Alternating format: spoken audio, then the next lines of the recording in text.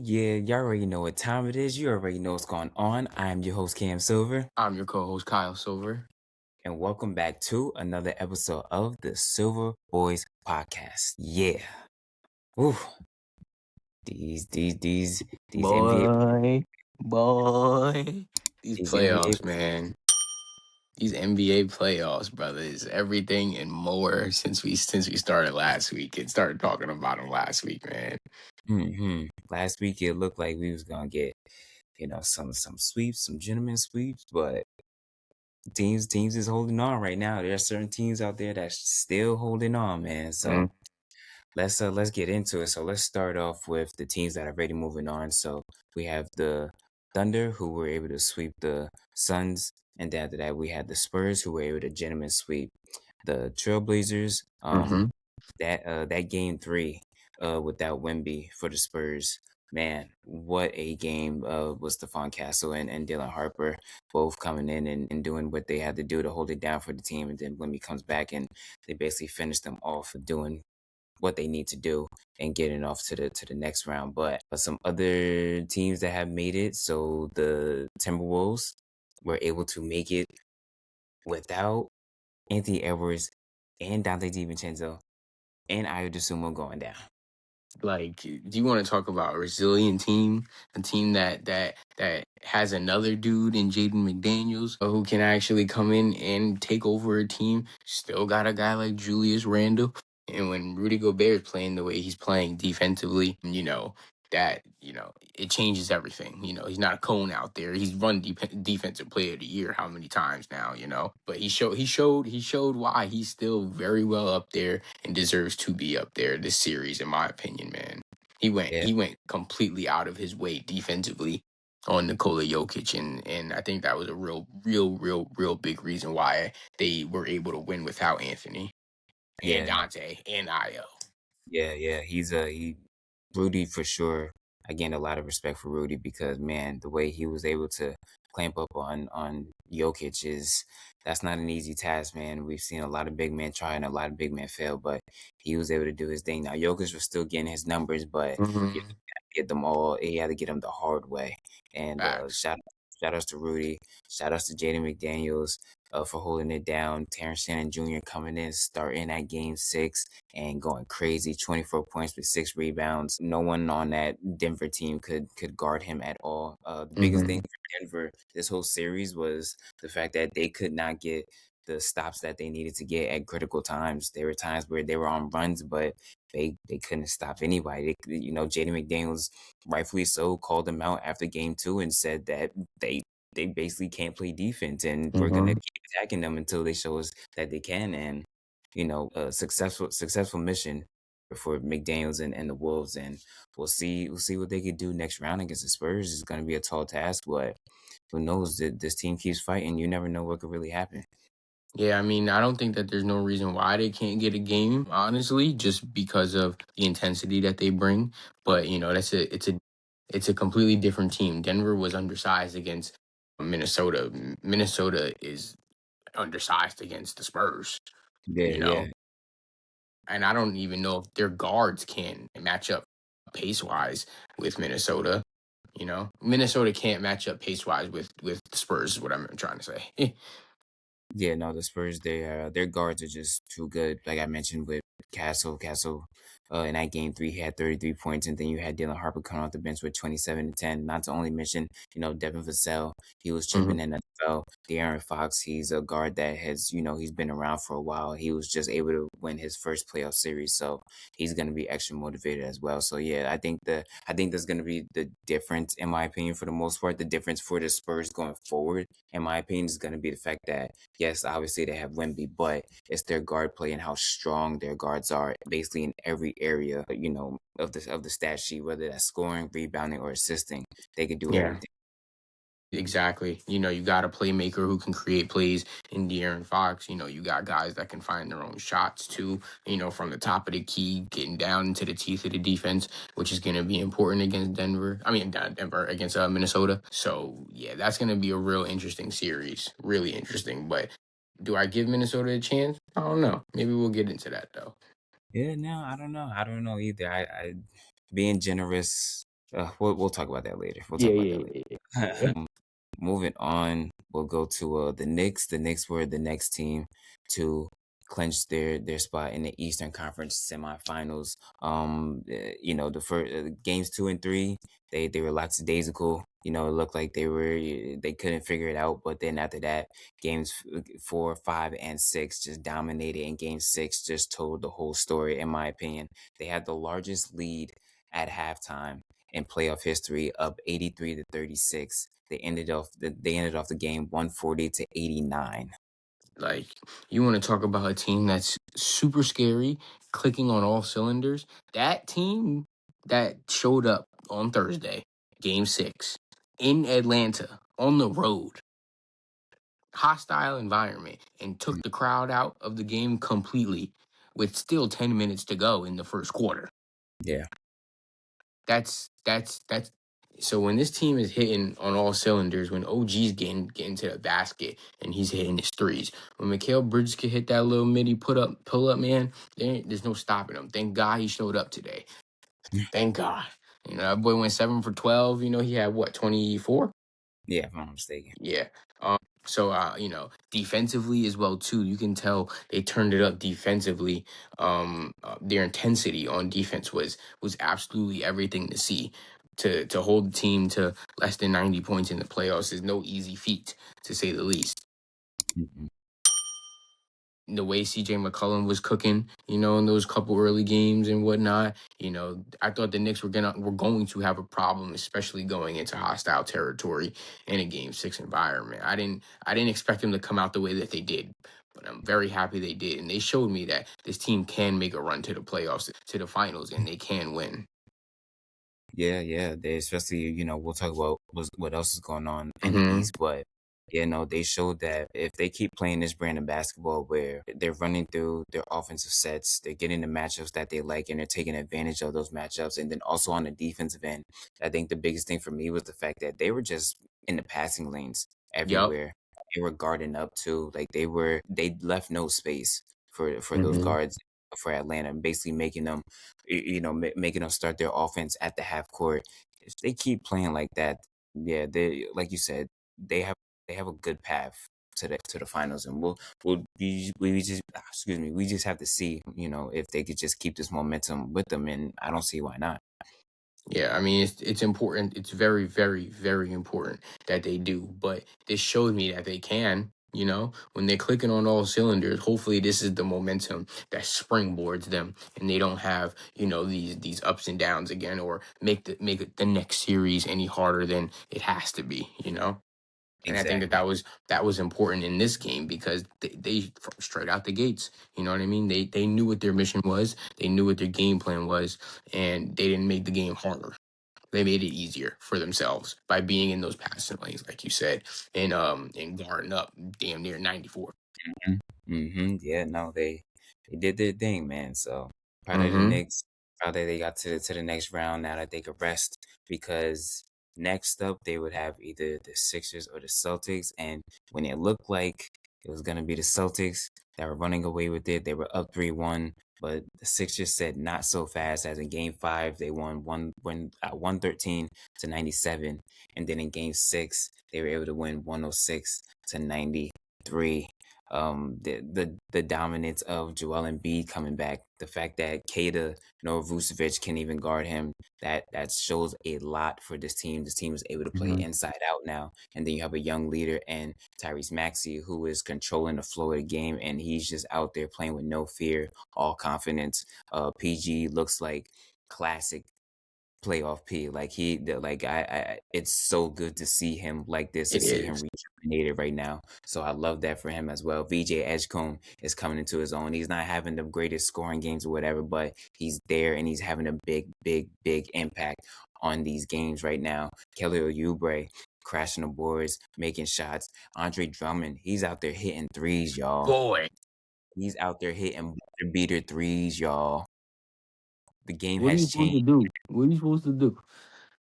And he's tough down there on them boards too, man. He's tough down there on them boards. He don't give up either. Mm-hmm. So that Sixers team, they're giving it right now to the Celtics. And for the Celtics, I would say watch out because this the Sixers have full momentum. One, obviously coming into their building for Game 7 on Saturday, but also the fact that Jason Tatum, that's something to look at right now because he's having problems. He went out with a calf injury by the last quarter in Game 6. So I would say watch out for that because that's not looking good right now to have an injury at this time. No, not at all.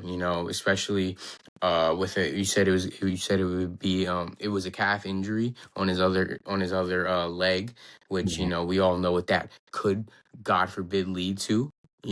So to have one on one leg one year and then the next one on the other leg the next year, that would be devastating, absolutely devastating. But I'm not even gonna put that out in the air to say I just want to know how serious that this injury is going to be, because they're gonna need Jason Tatum at his healthiest and him hitting his shots. But it really is going to be come down to Jalen Brown having to step up right now too as well. I don't think he's having the greatest series. I think it's just good enough. But we know what he's completely capable of and how he can take over a game. And I feel like he kind of has yet to do that, dude. yeah, yeah. No, it's been slow for him. I feel like he's falling by the wayside a little bit. Yeah, yeah, trying to get JT back into business. Also the fact that Derek White has not been shooting the ball well. Yeah. Peyton Pritchard has been the one that's been, picking up the slack, Mm-hmm. basically. So yeah, it's been a tough series, and then he had a tough go at it in Game 6. He had like what 3 fouls in the first half, if I'm not Yeah. mistaken.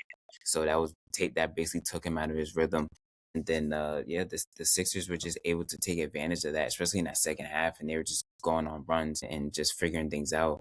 So yeah, this is a scary, scary times right now for the Celtics. And like you said, Jalen Brown has to go back into his form and how he was more so in the regular season. But one thing that I always point out with the Celtics is that they rely on analytics a lot.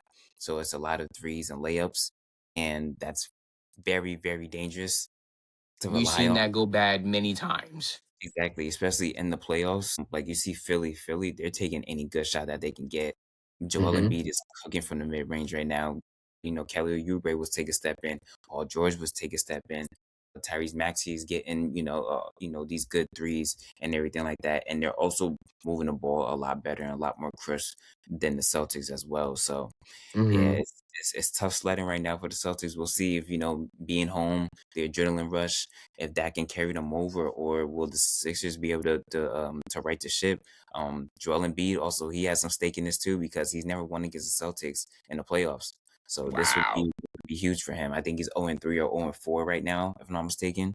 So yeah, no, this would be huge for him and the rest of that team. It'd be big, and especially to go do it in Boston as well, too, man. Hmm. That's even more of a flex, in my Yeah, opinion.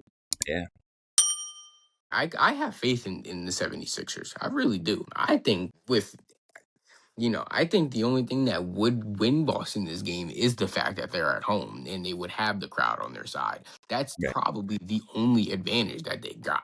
Because if they was going into Philly, I don't know, with a maybe half injured Tatum, you know what I'm saying? Oof, I, oof, you know. I think, I think, I think sorry to cut you off, but I Mhm. think one thing to say is the fact that Sixers have blown out the Celtics the last 2 times that they've been home. The Celtics have been home, so, 113-97, 111, Yep. 97. They can't even get over to 100, so Yeah, man. I don't. Jason Joe Mazzulla he's getting out coached right now. He's getting outworked. yeah, He's getting definitely, outworked. And definitely. and it and it's honestly, I'm gonna piggyback off what you said earlier. Is It's so good to see Paul George competing the way he's competing, and Yes. having something to fight for, rather than knowing. When he was with the Clippers, it was kind of like I was waiting for the fall, because of, like, the things that were going on with Kawhi and the things that go on with James. Like, it was just like it was only a matter of time before he can't carry that load, and he doesn't have to in Philly anymore. He could be that number three, number four.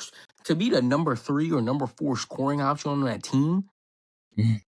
is Yeah, that's disgusting to crazy. me, It's crazy. because he could still go out there and give you 35. And now he's messing around and getting he's flirting around with triple doubles now. exactly, which means he's getting way more involved in the offense and staying, defensively. He's always been a great defensive player. Right. He's always been able to pretty damn near guard 1 through 5. Yeah. Hmm. So it's I'm really happy for Paul George and I'm really happy for Joel Embiid. As much as I don't like Philly, I'm happy for Joel Embiid because once he gets to the playoffs and if he's healthy, there's only not a lot of teams and a lot of people that can't stop him. Yeah, no, that's facts. That's facts. Yeah, Joel is just he's on another level. You know, that game 4 when he came back, Hmm. or was it game 3? I forgot which one it was. But one of those games when he was able to come back, I think it threw the rhythm of the team off a little bit. But once Hmm. to really get his bearings, you could tell like there's no one on that Celtics team, and there's almost nobody. Maybe I guess I don't know. Maybe I guess Wembanyama who could truly guard this man, but we also had to see. We've only seen like 1 or 2 matchups between him and Wemby. So, but yeah, Hmm. there's no one that could really guard Joel. Joel is just he's on a different level than everybody else, and he's showing And it every then night. yeah, and then like I'm gonna just go right to like if maybe if the 76ers do play the Knicks. That's interesting because it's like you got Andre Drummond and you got Joel Embiid, and then like versus Mitchell Robinson and Cat. Like that's crazy to me. That Yeah, would be wild. I would love to see that. I would love to see that. I I can't wait to see it. Just in terms of basketball, like the basketball that would be played, that's amazing Man, it's gonna be a dogfight, bro, every night. But I think either every night. I think either I think team, in my opinion, either team is going to be a dogfight. Obviously, for the Sixers, coming off a huge win against the Celtics, that'll be crazy. But then the Celtics, trying to get their lick back for what happened Yup. last year. Yeah, yeah, yeah. So I think either or, man, it's just, I can't wait. Yeah, yeah. Moving off to the Magic and Pistons. So I believe we talked about games 1 and 2, if I'm not Mm-hmm. mistaken. Game 3, the Magic were able to win 113 to 105, and then in game 4, 94 to 88, they were able to win. But Franz Wagner got injured in that and missed game 5. But game 5 was arguably one of the best games so far of the playoffs and any series so far. Both Paulo Banchero and Kate Cunningham go off of 45 points each, going band for band with each other. When you got two young cats like that, that's going back and forth, and they scoring 45 wing piece dinner, Cam. 45 wing piece dinner, no sides, no biscuits, no nothing. It was straight work, dry rub, straight work. Yeah, It's man. that game 5 was definitely like it's a testament, and it's really good to see the ascension of these guys as well too. Yeah, yeah. It's dope to see them take over and be leaders of their teams now. And And to go up against each other like this too, so yeah, early in their careers, but where they're currently at in their careers, like I don't expect anything less from these guys. I expect this every game. You feel me? right, right. For at least Cade, he's gonna have to do this if they want to survive and advance because you know Jalen Duren is literally getting punked right now by Wendell Carter Jr. and Hmm. so it's bad right there. Desmond Bain is doing his thing, cooking those guards up for Detroit right now. So it's yeah, Cade is basically gonna have to put on the Superman cape for Game 6, and if they're able to get Game 6, then go back to Detroit for Game 7 and put it on once again and try to lead those. So yeah. I think we have a lot of expectations for Detroit. I know coming into the playoffs, especially with Cade being able to come back from that injury that he has sustained, late in the latter parts of the season. But for them to be down 3-2 with Game 6 coming up, statement game, definitely statement game right here, right now. Right. Because if Detroit can win this game, I think they win Game 7. That's tough. That's tough, especially with the fact that, But Orlando, man, oh my God, Orlando looks good. yeah, Orlando looks really good, dude. yeah, and like that's what I was trying to say. Like Orlando, they already took one, up there in Yeah, game 1. So yeah, it's gonna be tough. It's gonna be tough. Moving on to the Raptors and Cavs. So the Cavs lost both games 3 and 4 up in Toronto, and they came Mm, back and won game five by 5 points, 105 to 120. But Brandon Ingram did go down with the injury for Toronto. Scotty Barnes got banged up a little bit too, but yeah, this has been another good one right here where you know the Cavs, man, they just feels like they're still not able to piece it all together. yeah, and that's something that you've been saying now for weeks. It feels like, Weeks. I've been saying this for years. years. Facts, facts. My fault. I was trying to keep it current. But nah, I mean the Cavs, they need to close out this series. Like there should be really no ifs, ands, or buts about this. They shouldn't even have lost to the Raptors these last two games, you know? Right. And it's like, what's like, why is there always some problem here? Well, I mean, you said it before, Donovan Mitchell. He can't get over no hump, and then we don't have to keep beating the dead horse with James at this point. But it's like they have to end this series if they even want to have a chance to, like, be competitive in the next round as well too, because you're Right. drawing out something that doesn't need to be drawn out, you know at all. And then so Yeah. with Brandon Ingram being banged up right now, and maybe Scotty being also, like, a little bit hobbled, this is the perfect time and perfect opportunity. Like they need to come out and have a Nick game for real, like how Yeah. game 6 for real. Right. Set Right. it. They need. It's almost like set the tone for what's going to happen for the rest of the playoffs now. Yeah. Yeah. They have to. They have to make a statement, honestly, Yep. and that starts with Donovan Mitchell and James Harden, but they have to shoot better. Like their shooting numbers are horrible, and Yep. that's really the biggest thing. Like you might get one good quarter out of Donovan Mitchell, or you might get a whole good game out of Donovan Mitchell. So it's give and take right there. And then I would like to see Evan Mobley be more assertive. I would like to see Yes. Jared Allen be more assertive. Have bigger, louder games. That's the thing that they're not doing. They're not having these big, loud games where they're making sure everybody knows who they are. Jared Allen had 3 rebounds last game. Are you kidding me? Mm, mm, mm. I looked on purpose to see 3 rebounds. That ain't gonna cut it, brother, at all. It's crazy because in game 4 he had 15. So it's what? And mind you, they lost that game. He should not be having no less than 8 rebounds a game. Yeah, I don't It's know. I don't baffling. It's just baffling to see. Yeah, I don't know what's going on. I have no Like idea there's what's going like there's no drive, there's no passion, there's no intensity in that Cavaliers locker room at all. on. Well, they better find it soon because if they move on to the next round and they see they see either or, whether that's Detroit or Orlando, it's going both Boy. Ooh. those teams are on track record of when we smell blood in the water, we will come and get you. Yes. So yeah, Cavs is a team to watch out to just watch for and just make sure that they do what they have to do basically. Exactly. Moving on to the last series, the Rockets and Lakers. So the Lakers, last time we talked, if I'm not mistaken, we just finished up with game 2. So game 3, the Lakers were able to come back and win 112 and win that one 112 to 108 in overtime. But the Rockets have been able to fight off elimination both games 4 and 5, blowing out the Lakers game 4 and 115 to 96, and then winning a close one in 99 to 93. And also game 5, the Lakers were also able to get Austin Reeves back.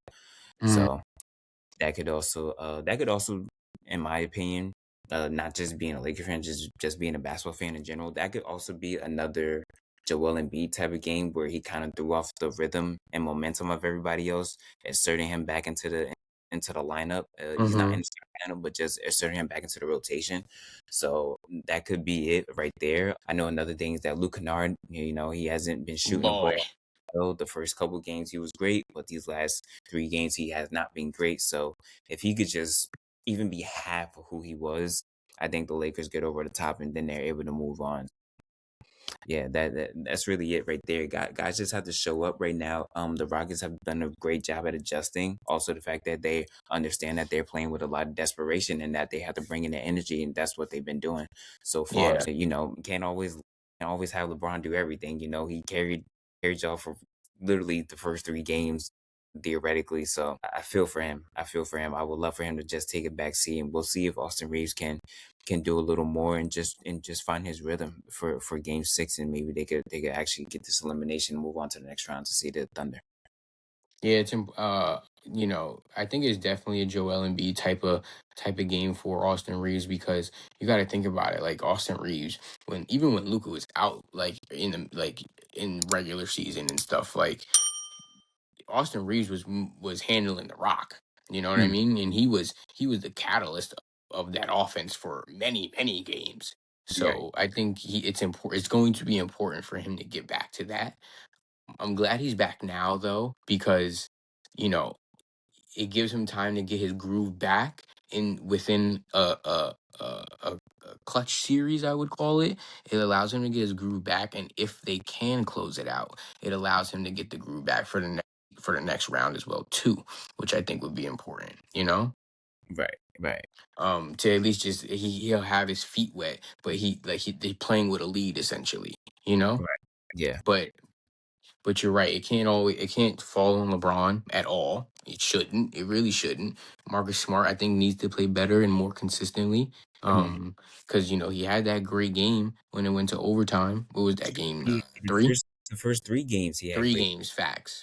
He was damn near MVP of the series for real.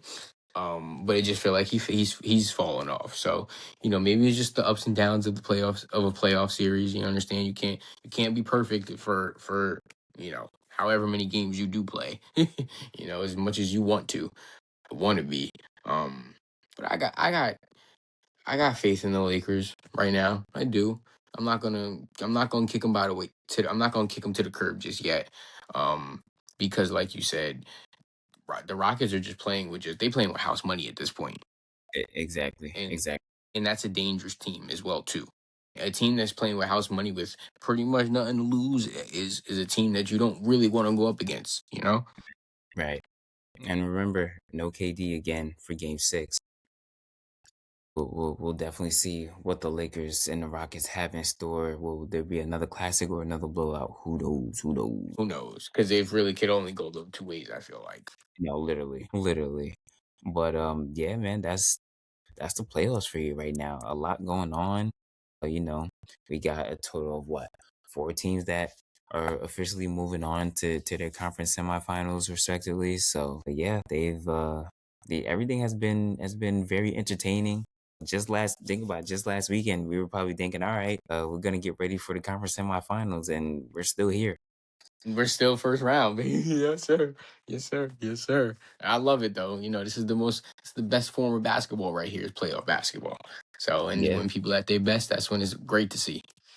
true indeed, true indeed. But that is basically our time. Haven't really had much Dang, chance to. man. That felt quick, bro. Yeah. Yeah.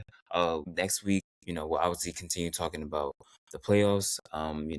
There are other things that are going on with the NBA, like how they're changing the lottery odds and things of that nature. So we will definitely be getting into that next week as well. We'll try to squeeze in some time with that, and also squeeze in some time to react to the NFL draft.